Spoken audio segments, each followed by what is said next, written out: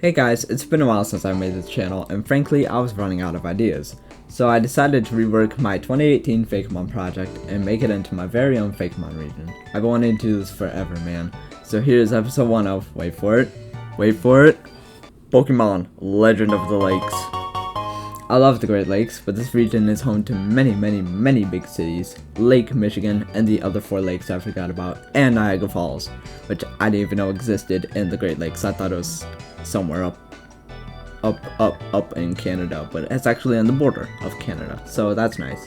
So how do we incorporate that into the world of Pokemon? Well, we will get into the geography some other time. For now, let's focus on the Pokédex of the Astoria region. The United States of America has been done before in different spots. For example, Loxton and Noggin made the Cascade region in the Pacific Northwest. Tam Valley Productions is working on a project based on California called the Arovo region, and even Game Freak themselves made the Unova region based on what fans believe is the East Coast. Is it Unova or Unova? I don't know. If you look at what those 3 creators did for their American region, there is one theme in common: culture. America is known for bringing the cultures of people all over the world into one place. So how do we represent that in Pokemon? Well, same with the last situation. Let's start with the starters of the region, as they will be the mascots and will have to resemble the theme heavily so that we get that picture of what they go through as they're evolving, and we see America through the starters, right? That's pretty much what we want, right? So let's do that. First, let's do a grass starter. Following the extinct mammal theory, I decided on the Irish elk as listed here in this image. If I could circle it, it's that one right there. Okay. This one will be easy, being that it's just a matter of color change, extra detail, and frankly, to just make it look more like a Pokemon and not just a green deer, because that would be pretty messed up. Be like an alien or something. There are a lot of deer in the northern parts of the Midwest, especially heading into Canada.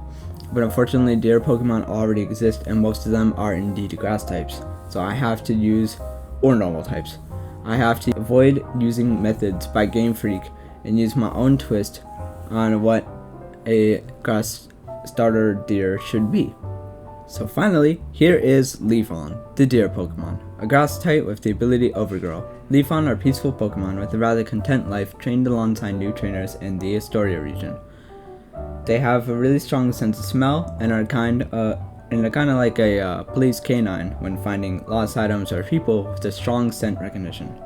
As well as a bushy coat of leaves around its neck to its tail, its physical traits include flowers on the surface of its skin, allowing for more camouflage in battles or in hunting scenarios maybe. Who knows?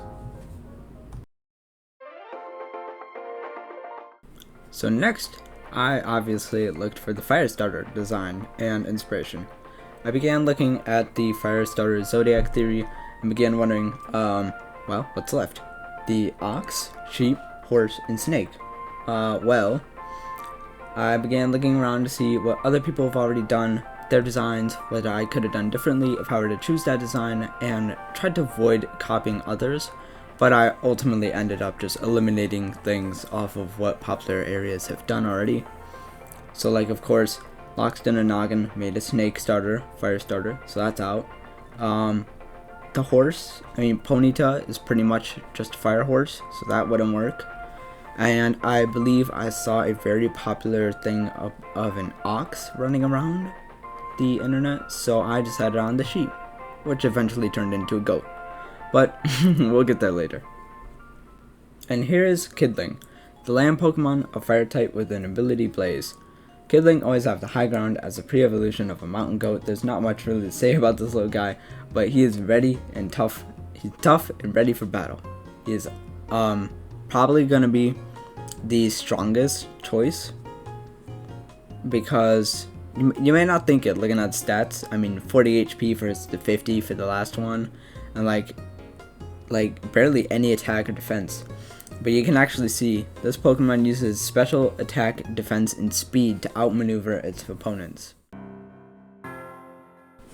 And last but not least, the Water Starter, which according to most fans is ancient Asian weaponry, but that theory isn't very accurate and started to die die down around like Primarina and Alola region.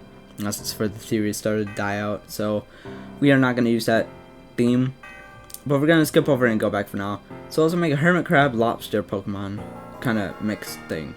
It'll evolve into a lobster, but it'll stay as a hermit crab for the first 2 stages. And here we go.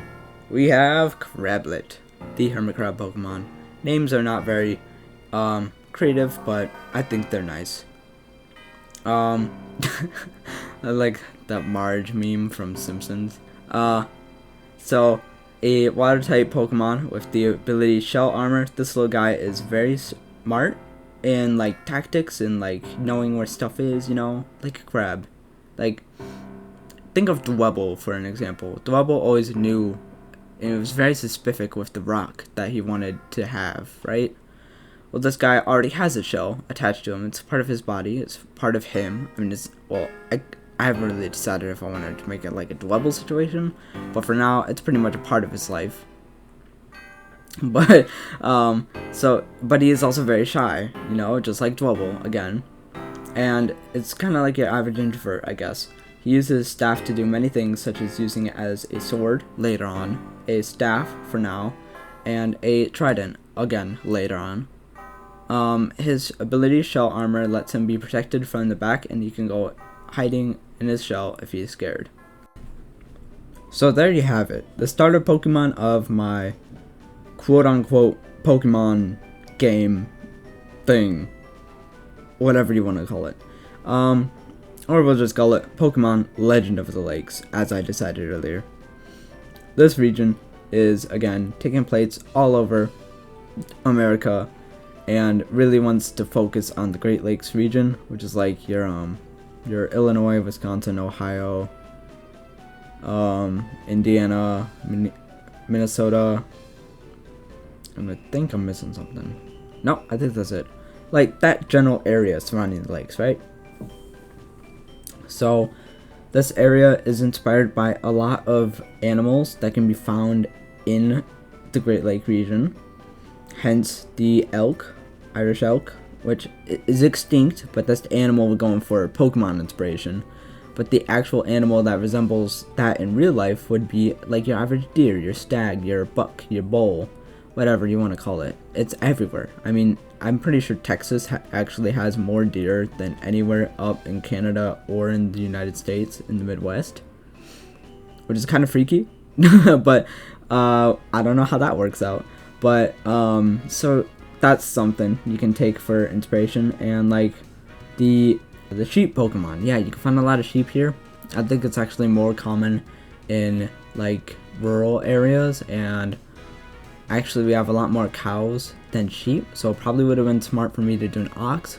But like, we already have so many cool bull Pokemon like Buffalin, Tauros, and like those fire bulls, and so many people have made a much better fire bull design than I could have ever done.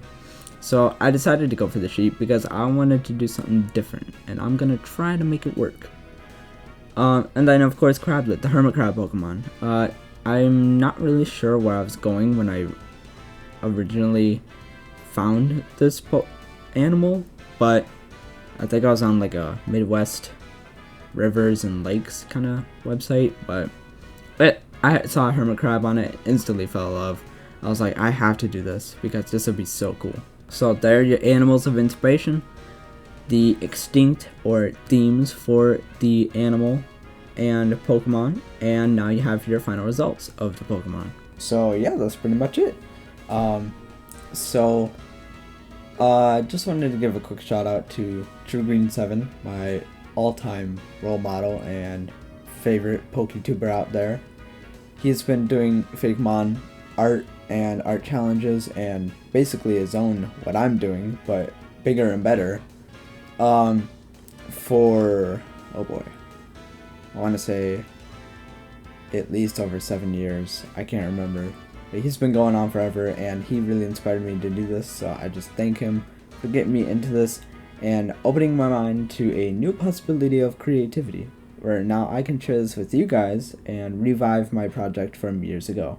And of course, I will be putting links in the description to TrueGreen7 channel, Tam Valley Productions channel, Loxton and Noggin's channel. I'm not gonna list the Pokemon channel because you can just search that out for yourself. There's so many sources for Pokemon Black and White. But if you want to do that, you can. But I'm pretty sure you know what it is already if you're here. But yeah, I will see you guys next time I do this, and we'll have a lot of fun doing this. And I'm really excited, so please, if you enjoyed, hit that like button. And if you want to see more and you're forgetful, hit the subscribe button with the bell. And if you would like to leave a comment, say some nice things, go ahead. And that's it.